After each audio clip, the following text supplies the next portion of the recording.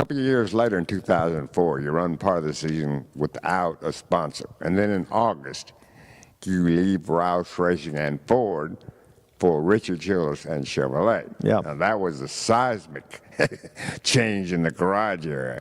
And for you in particular, so what was going on behind the scenes for all of this? Well, we still hadn't been running well, and we went from being, you mentioned that year we won some races, and I think we won 2 races, and I was the only driver at Roush to win. And then the following year, I was the only driver at Roush not to win, and that continued, and we were the worst team, and just couldn't seem to get the ship righted. Now, I will say this. We started to get it. Like, I could see it and feel it. We were starting to get there. The opportunity with Richard came. It was just the right time. It was time for Jack and I to do something different. And I believed in my heart, and I called Carl Edwards myself, and I said, "Dude, I'm gonna go to Jack. I'm gonna work for Richard. You need to drive a '99 car." And he's like, "What?" And I told Jack Roush, I told Jeff Smith, I said, "That's the guy." "Well, he's not ready." I said, "Bullshit, he's ready." I'm telling you, he's ready. And you can ask my wife, and you can ask Russell Branham. We sat in the office of my office in my house when I made the decision to go to Richards, and I looked them both in the eye, and I said, "Here's what's going to happen, and I don't want to hear anything from you two. For the next 18 months, we're going to get our ass handed to us. Period, end of story." And I said, "But we're doing this because it's time for us all to do something different. Jack needs a different look. I need a different look." The challenge that Richard had given me, my voice was starting to not be heard at Roush because I hadn't been successful.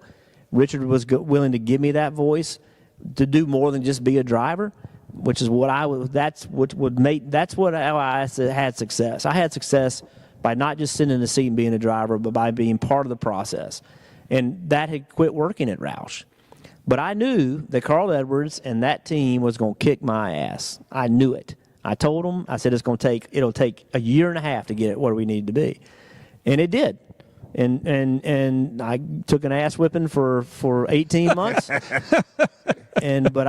went to Vegas off season test, and we had run about a half a day, and we were in one garage, and Mark Martin was testing in another garage, and my phone, I'm out of the car, and my phone's ringing, and it's Mark. And he said, "You finally got it, don't you, bud?" And I said, "What do you mean?" He said, "I'm down here, y'all hauling ass." He said, you finally got what you need. And I said, "Dude, this stuff drives really good." And from then on, we started kicking their ass. But it took 18 months. I shouldn't say kicking their ass. We had great battles. Right. We had great battles. Well, 2006, you win at Dover. Now, it ended a winless streak that went back nearly 5 years. Yeah. Now, how often, if ever, did you maybe doubt yourself or your abilities during those 5 years? The biggest thing that I doubted was what I was feeling. Jack said to me one day he thought my assometer was messed up.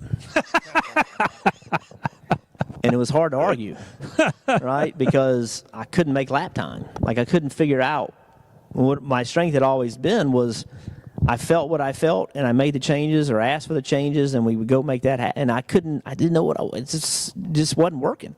So that was my biggest concern, was if I can't feel what I need, I can't be successful. Because Mark Martin's better than I am. I got to find another way to beat him. And that was really my biggest concern.